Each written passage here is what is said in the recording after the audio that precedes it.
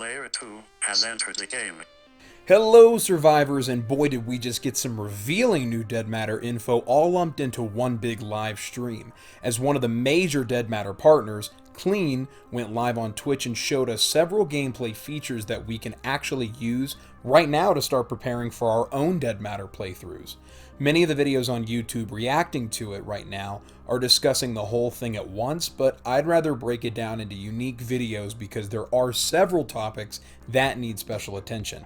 Today's is one of them, and it has to be the most exciting part of the live stream for me, and if you're an RPG fiend like I am, it should be yours too. Character building.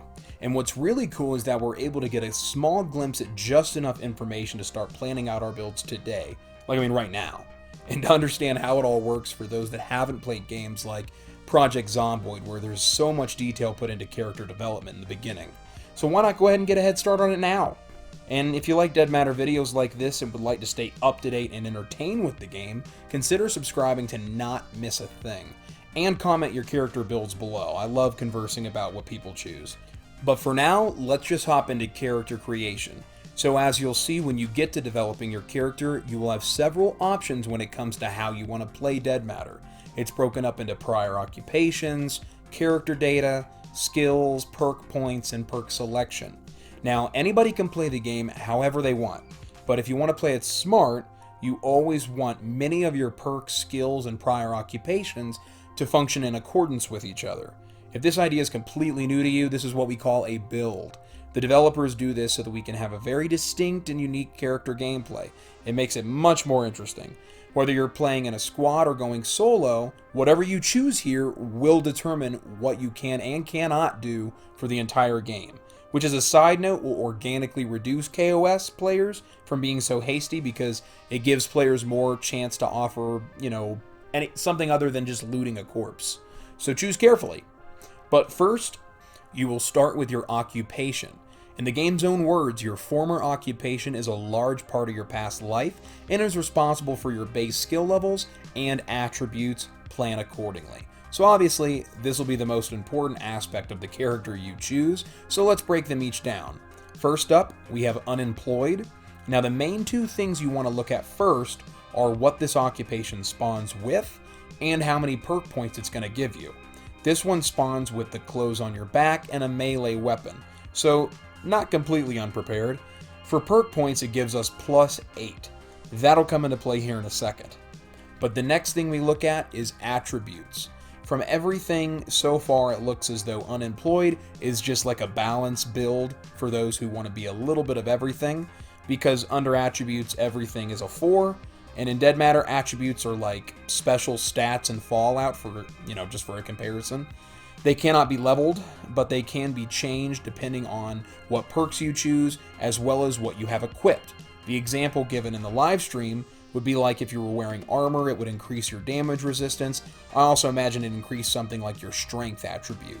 In the stream, Clean only selects unemployed, so we don't really get to see the attribute bars change through the different occupations, but it's pretty easy to imagine how each one would have its own bonuses and perks. While we're on the topic, it's also key to note that attributes will heavily affect gameplay as well. Typically in games like this, agility can affect a variety of things. Dodging, jumping, or vaulting barriers, and even reloading or weapon drawing speeds. Charisma usually affects your ability to barter and persuade with NPCs, and the devs have already confirmed that you can smooth talk NPCs. Endurance can involve run speed as well as duration, and maybe even how many melee weapon swings you can deal out before getting tired. Intelligence will usually coincide with solving situations, whether it's computer hacking, lockpicking, or potentially crafting certain items that require adept knowledge. Strength, of course, deals with melee damage, carrying capacity, and overall health. So which attributes are given favor and which ones aren't will more than likely be affected initially by which occupation you choose. Same goes with skills. Here we have cooking, farming, mechanic, crafting, lockpicking, and medical. And next up is perk selection, which is probably the most stressful part of this whole process. You'll see why. So with the unemployed occupation, that's kind of an oxymoron, but with this occupation, remember we started with +8 perk points. Now we'll be given the opportunity to spin them how we see fit. Dead Matter breaks its perks into 3 different types: traits, hobbies, and skills. And if you want to make a good build, then you need to clearly understand that there are differences between all 3. With traits, you'll be dealing with active abilities or issues that can make huge differences in gameplay. For example, CPR training will grant you the ability to bring people out of unconsciousness by performing CPR on them, an ability that only players with this perk will have. This is considered to be a positive perk. Also take notice to another feature of perk choosing. By picking CPR training, it has now removed 2 points from your perk points, leaving you with 6 left to choose the rest of your perks with. I'm sorry I have to say perks this many times, but if you go and choose the peanut allergy trait, next it increases your points by 4. This is considered a negative perk because it triggers a severe allergic reaction when consuming foods containing peanuts. Foods? Did I say foods? Foods. But they do also spawn an EpiPen with you, so that's kind of nice too. But basically, if you haven't noticed, anything with a green number next to it will remove from your perk points balance, but will have positive effects, and anything with a red number next to it will add to your perk point balance, but give you negative effects. But next I want to look at hobbies. How are they different from traits?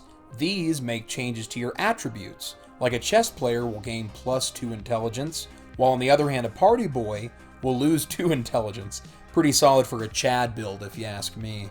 And then we have skills which do exactly what you'd think.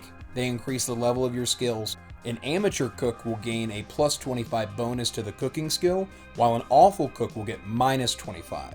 Now that you understand how everything kind of works, you can start planning out your build now. Unemployed was just the first occupation. You can also choose from a construction worker, which spawns with a work outfit and melee weapon, and in contrast to being unemployed, will give you no perk points to start with, but as you can imagine will probably increase certain attributes and skills in accordance with that job title. Next you have the repairman. He spawns with casual attire and a random melee weapon. Hold on, wait. Is there a difference between a melee weapon and a random melee weapon? I don't know, but I need to. But repairman also begins with 0 perk points, and I'm sure varied attributes. Then there's the farmer. He spawns with some basic clothes and a small backpack with survival gear. So the spawn items definitely start to vary, but he starts with 2 perk points. The chef spawns with his work outfit and a kitchen knife. Hopefully you can create a large character and have him popping out kind of like a little Chef Boyardee, but he also spawns with 2 perk points. Next we have the doctor, which spawns with scrubs, some medical supplies, and a melee weapon, probably the most impactful spawn item so far, and they get 0 perk points. Fair. Then we have the firefighter, who spawns all geared up in uniform with a hefty fire axe and 0 points. Then you have the police officer, and I immediately take it back, this is the best spawn in so far, with your uniform, flashlight, and your service pistol with less than half empty magazine. So you start off right off the bat with a gun, so that's not bad, which is probably why you begin with -4 perk points. And then we have the security guard. He spawns with a security outfit and a melee weapon. So the first thing that I want to ask is, just from this information alone, what occupation do you think has your name written all over it? Are you a popo with a gun? Or are you a doctor healing up your squad? Let me know in the comments below. And if this is the type of Dead Matter content that you'd like to see more of, read through my description for links to our groups, or check out the videos coming up right now.